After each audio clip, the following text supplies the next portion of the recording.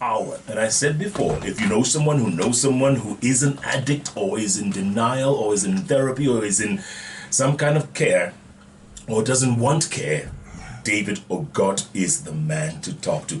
He's not only formed an outfit called goinghome.com. This is the man. He goodness, how could you describe David? He must have drank, smoked, popped, injected just about anything on the planet and lived to talk about it. David, your story is not only inspiring, it's incredible, and I keep saying you're lucky to be alive. Yeah, true. I was on a program the other day and somebody said I'm unkillable.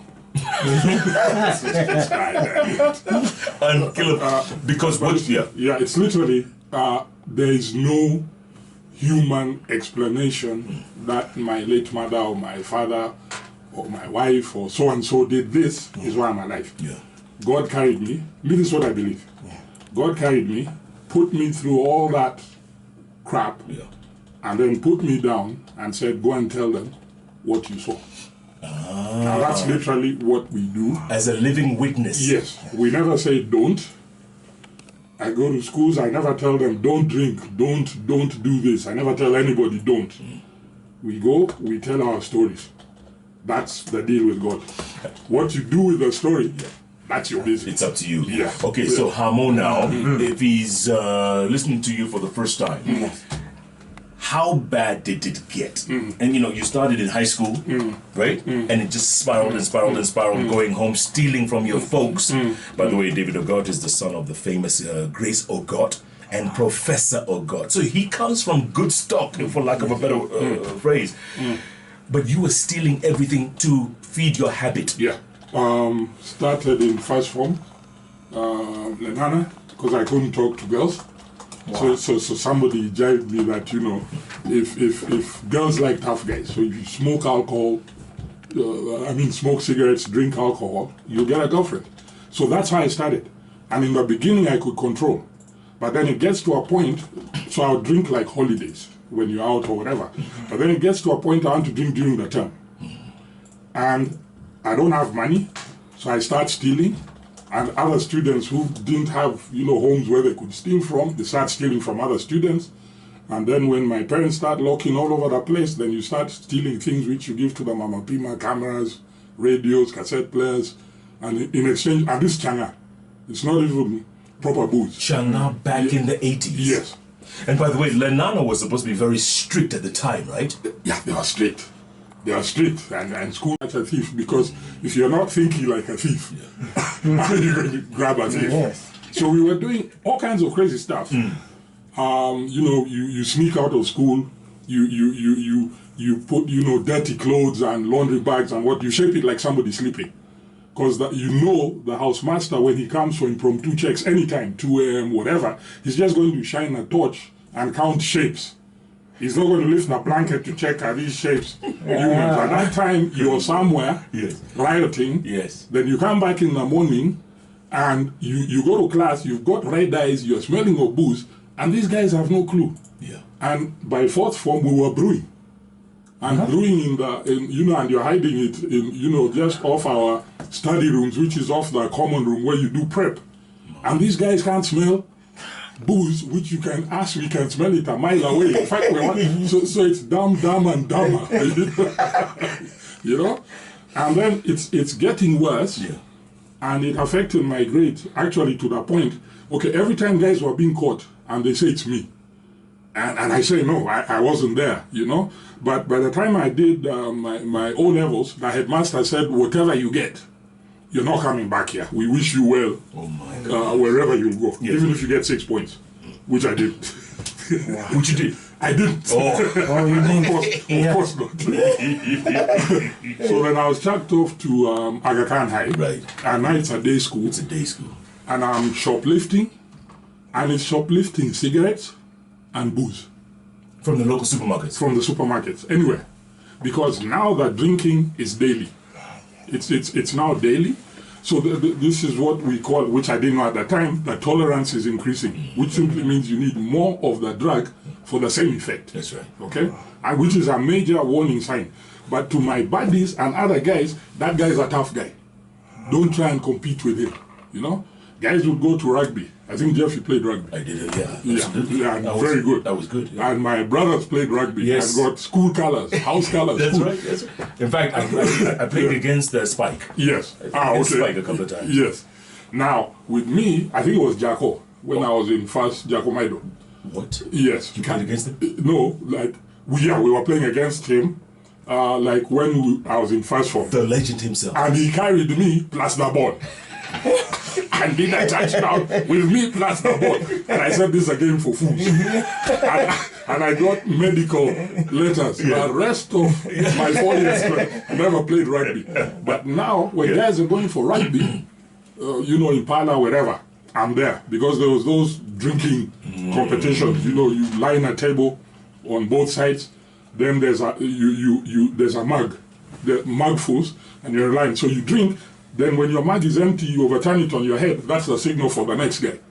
And I was always like, leave these other guys are like pacers.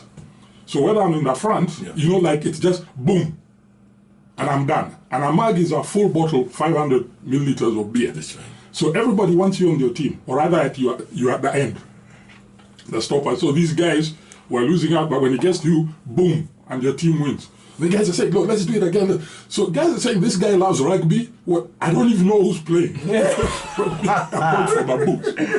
You know? And you're doing everything around booze. Somebody invites you to a party, no, that guy's parties are useless. There's no booze. Or they're too strict, or the booze finishes. You know, that's how you're deciding. Girlfriends, can she buy you booze? Steal her dad's booze? Give you money to buy booze? Or the best girlfriend is the one who can do all three? Okay, and that's how we're now operating. So now A levels, you fail.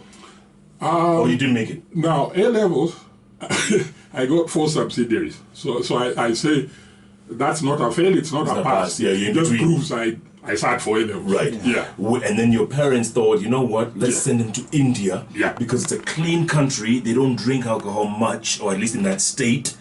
That's the best place to send this boy. Actually, we were told, as a student, you will have no access to alcohol. Yeah. So they said, boom. So I did my A's in 79, but I was finally shipped off to India in 82 because I was resisting. And I was not resisting because I've heard India is a bad place. No, I was just resisting because I heard there's no booze. So I wanted to go to the US, still want to go to US, bucket list. Get there or bust. You've never been? Never been. To America? My bros keep telling me, come before we leave. Yes. In fact, Spike is already back. Correct. So it's 2 more who are still out there. I must get there. Do or die. Let's get home. Do or die. America lazima ende. He is right. Bucket list. Bucket list. So, yeah. India calls, or your parents convince you, or they force you, or what's the deal? Because you're still drinking at that point. Oh, I'm drinking badly. You are out of control. Police stations, to date, if you ask me, police stations, I count the ones I've not slept in. It's easier to count it. And in all towns. In all towns. My dad learned to ask when he's told, are you so and so? Yes. Do you have a son? Yes. He's at Central Police Station. He learned to ask which town. Because he dashes Central. I'm working for Kenya Times, okay? Yeah. And I'm undercover. Yes. Which is away from duty. But I followed the story of fake dollars. Okay. Up to Mombasa. Right. And those days you couldn't have foreign currency without a permit. So then I'm stranded in Mombasa, no money. But I'm actually drinking. This is a story I've written long before. I had a stash of stories for emergency. When I hear PO, Philip Cheng, I'm going to be sacked. Cornelius Jamboki. I come, depending on the level, DEFCON what, I pull out that story commensurate with, which will save my butt. Which was a good story, but you had kept it in a file. Features, yeah, in my drawer. So I pick. Now, and that time features editor Gray from there. So I'm in Mombasa. I call, can I get my salary? Because there's a Kenya Times office, Beam House, that time. So I'm told, no, somebody has to come and sign for it. So I say, can I send my wife? She said, okay. So I send my wife, she signs for it, she comes to Mombasa, then I tell her, sweetie, when was the last time we were at the coast? And now we have chums. So we spend. So where there was one person stranded in Mombasa, now there are two. And then I have to call mom. And the salary is gone. And we're in a hotel. which also wants their money. Of course. And now my wife is also grabbed, and she's also supposed to go back to work. You see? And then so it's mom, help. Yeah. Because those ones you don't call dad. No. The ones you call dad. So that in India, you know, because this guy won't get booze. Yeah. So you land in India. And some states are dry. States are like counties. There's no booze. But the state I'm in, Rajasthan, very wet. There's booze. Everywhere. Everywhere. And even Changa, and you know, India, the equivalent of Changa is colored. They put some kind of dye in it, so each state has a different color, so that you don't export from here to the next state because of excise. Duty. Yeah. You see, I keep saying Changa should be legalized. I've said this for years. Because it is illegal things where people add things. And these additives are what kill people. Like ethanol and the rest of the stuff. Methanol. Oh, it's methanol. Ethanol is a good one. Oh, right. But there are so many types of alcohol. Look at stuff you use, your deodorants, Washing your detergent. So many things Jig. have different kinds of alcohol. Correct. So we're laughing at kids on the street sniffing glue. Yeah. But our kids, my Barbie kids, are you know, huffing. You know, you spray stuff into a paper bag, put it over your nose and mouth, and inhale. And they're getting high. Wow. Like what? Like what would they put in the paper bag? Like what? Deodorant spray onto to cotton wool. Read your deodorant or your perfume canister bottle. Yeah. See how many types of alcohol it has. There's thousands of common household goods. Whipped cream in a can, you get high. Whipped cream. Go and look at whipped cream in a supermarket. Look at the ingredients. What stimulates it when you press? What propels when you press? Yeah, ile cream unaweka kwa keki. Yes. Inakuja na can. Yeah. So spray. Yeah. Now what propels? What is the propellant? Yeah. Kitoka. Inside the shaving cream. What? So many things, common household things to get high. Okay, we're gonna get to India in a moment, but first, does that mean that the level of people drinking today has just gone out of control? Oh, it's crazy. You know, our time, there were controls. You can't walk into a bar, you're a kid. Your head is slapped. Who are you looking for? One, the adults don't want you to see them, which is correct. Yes. And two, get out. Okay, it's my uncle. Where is he? That one. Okay, wait outside. And the guy is told, you know, and ambia mtoto asikuja hapa. But today, kids walk into a bar with uniform, and they serve beer, and nobody cares. And nobody questions. Nobody questions. Kids hire a bus. They're doing all manner of shenanigans. By the way, if you do question, they'll talk back at you. Yes. So what? Yes. Yes. Yes. They will abuse you. Yes.